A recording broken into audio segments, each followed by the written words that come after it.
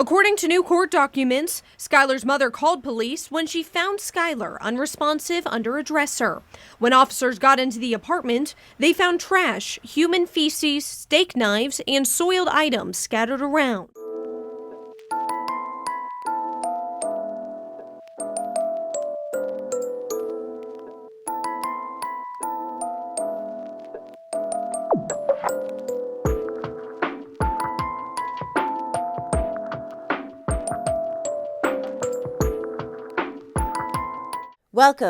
Welcome back, and thanks for being here.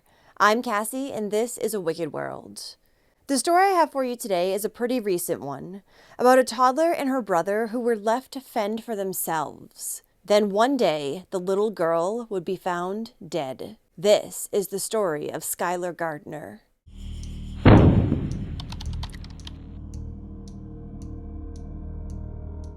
Skylar Gardner was born on August 21st, 2022, to her mother, Chantel Gardner, in Indianapolis, Indiana. She was a sweet and happy little girl who loved watching Miss Rachel. Skylar also had an older brother named Saint, as well as a few much older half-siblings.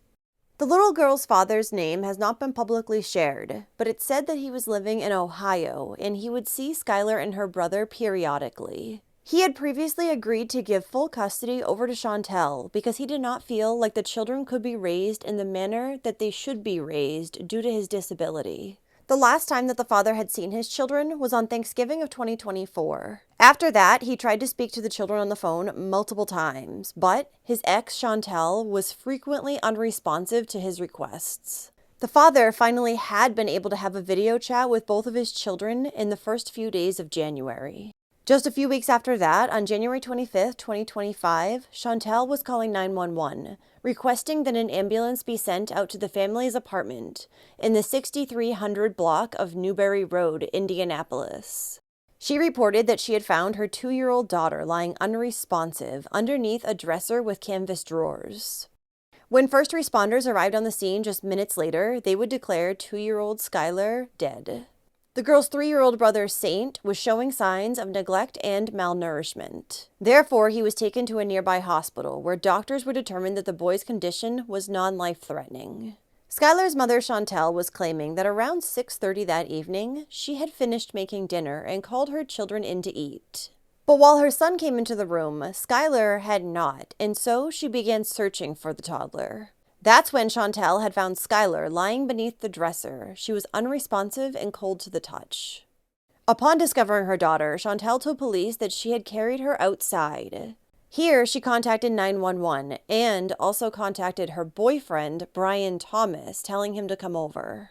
Horrifyingly, police had also discovered that the home the children had been living in was cluttered and absolutely filthy. The floors, walls, and furniture, including a baby crib and mattress, were covered in feces. There was also rotting garbage, chicken bones, fast food bags, open barbecue sauce containers, clothing, and other debris scattered throughout the home. Detectives observed the dresser that Chantel claimed had fallen on top of Skylar. And while it was knocked over, it appeared to be resting on a chair. Also, given its lightweight design, authorities did not believe that it was heavy enough to have caused the toddler's death. This belief would be further validated when an autopsy was performed on Skylar's body, and the little girl was discovered to have not died from being crushed or anything similar, but rather from hypothermia. Additionally, the medical examiner discovered several concerning injuries to Skylar's body. She had bruises all over, including one that was near her vaginal area and one near her eye. Skylar also had multiple bite marks on her back and under her arm. There was injuries to her inner lip and to her feet, as well as a puncture wound on her neck that was believed to have been caused post-mortem by rodents. Additionally, Skylar was found to be dehydrated, and she had hair and possible feces in her stomach. What looked to be paint chips, hair, and other foreign bodies were found inside her intestines. And the 2-year-old had frostbite to her hands and feet. So how had she died from hypothermia? Well, this was because the apartment that she had been living in had no heat. The temperature of each room inside the residence recorded the lowest temperature as 46 degrees Fahrenheit and the highest as 51 degrees. There were days that it was likely that it had gotten even colder inside the apartment as well, as the outside temperature was even lower on days prior. Due to this and the other injuries that were observed on Skylar's body, detectives wanted to speak to her mother, Chantel, and Chantel's boyfriend, Brian Thomas. According to Brian, Chantel had left his home on January 25th. Then she had called him up just a short time later, screaming and telling him to come over. Brian said that he had no idea the deplorable state that Chantel's apartment was in, because the last time that he had even been there was over a year prior. Anytime after that he would meet Chantel at her apartment, he would meet her in the apartment's shared hallway, never inside. Brian additionally informed officers that Chantel would spend most nights at his place, sometimes as many as 5 days each week. During those 5 nights, she would have her children with her 1 day at most, sometimes not at all. The last time Brian claimed to have seen Skylar and her brother was on his birthday, which was December 27th. He had no idea that the children were being left by themselves. He claimed that he thought that they were either being left with Chantel's family or with Chantel's friends whenever she was without them. Now, when the authorities went to speak with Chantel this time, she had changed her story. She now said that the last time she had seen her daughter was on January 24th around 4 p.m. She stated that at that time, she had given Skylar and her brother Happy Meals from McDonald's. Then she had left to go to her boyfriend's house. Chantel claimed that she didn't arrive back home until the following day at 6 p.m. It was upon her return to the apartment that she realized that something was not right with her daughter, because the little girl did not rush to the front door to greet her like she normally did. Then she found Skylar underneath the dresser and had called 911.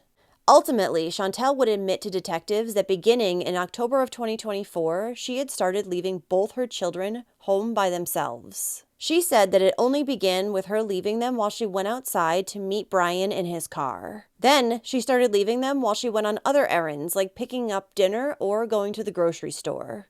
Chantel said that she had become overwhelmed by her kids, and Skylar and her brother often didn't behave in public. They were children, so of course they could be challenging. But the mother decided that it was just easier to leave them home. She would go on to say that she often left Skylar and her brother watching YouTube. Many times it would be the popular YouTuber Miss Rachel.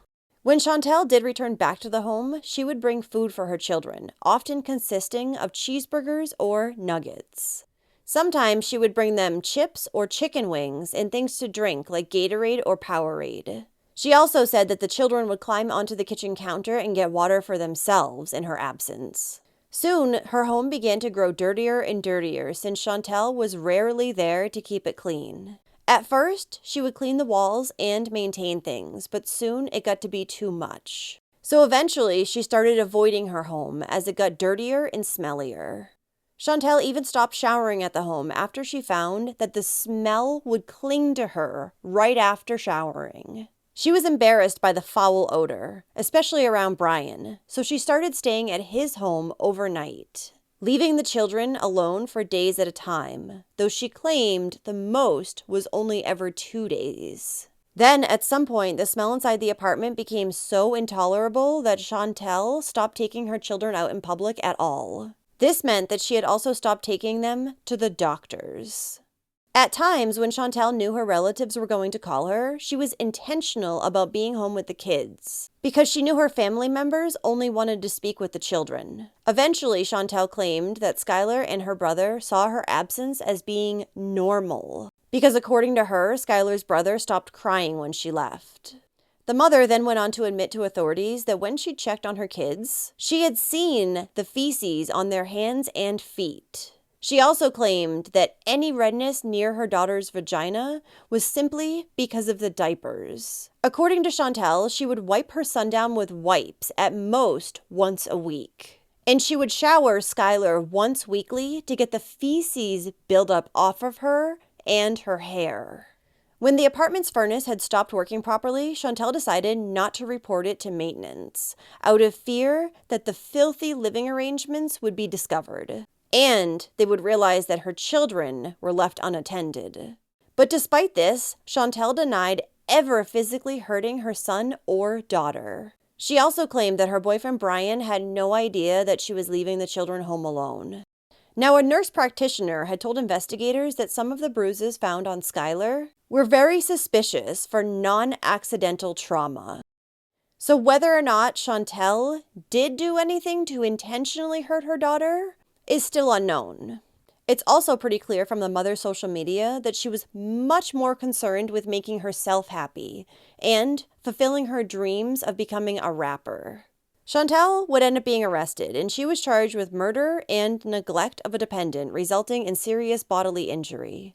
Her boyfriend, Brian Thomas, was also charged with assisting a criminal. He's accused of lying to hinder the case against his girlfriend, and there is currently a warrant out for his arrest. Skylar's father and other family members have said that they were not aware at all of the conditions inside the home. And according to one of Chantel's friends, she would always tell them that the children were with Brian whenever she would go out with them. So she was just switching stories. She was telling everyone that the children were with someone else. Nobody seemed to have any idea that no one was watching them. Right now, Chantel's trial is scheduled to begin in April.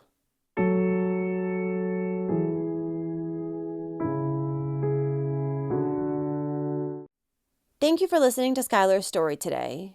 To think about leaving your own children alone for days on end and in those filthy conditions is unimaginable. This story also reminds me of the Kendrick Lee case that I covered on the channel a few weeks ago, where his mother also thought that it was completely acceptable to just up and leave her children in a filthy apartment to fend for themselves, while she spent time with her boyfriend. Why even have children in the first place? So if you like true crime and you want to hear it from me, then don't forget to hit that subscribe button below and turn on those notifications too, so you'll know when I upload a new video, which is at least 3 times every single week. Thanks for watching A Wicked World today. Until next time, take care, guys. Bye. Thank you to all the patrons of A Wicked World.